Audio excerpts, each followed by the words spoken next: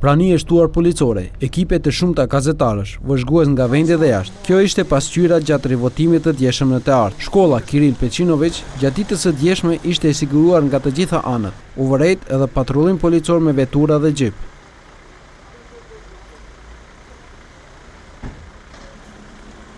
Nga Ministria e Punëve të Brendshme informojnë se sigurimi i vendvotimit në teatr është të bërë në pajtim me planin e miratuar operativ.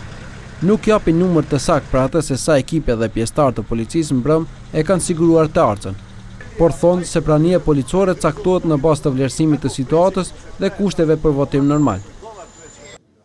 Ministria e Punëve të Brendshme realizoi një sër masash dhe aktivitetesh për sigurimin e kushteve për realizim të sigurt të procesit zgjedhor.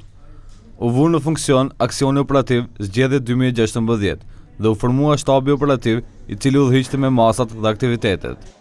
Në bisedë me policët morën vesh se ata kanë qenë të ndarë në 2 ndërrime, nga ora 5 e mëngjesit deri në ora 13, ndërrimi i parë, dhe prej orës 13 deri në mesnatë ndërrimi i dytë. Të pranishëm ishin edhe policë nga pothuajse të gjitha njësitë policore. Nga organizata jo qeveritare civil thanë se policia është të sjellë në mënyrë profesionale dhe korrekte. Sigurimi i rendit dhe i qetësisë është punë e shtetit, e policisë. Ne nuk mund të përzihemi në kompetencat e huaja. Banorët e teatrës thonë të një atmosferë të këtillë në fshat e shohin për herë të parë. Shtojnë se për herë të parë shohin aq shumë kamera. Një më i rritur u shpreh se teatra ishte si Hollywoodi.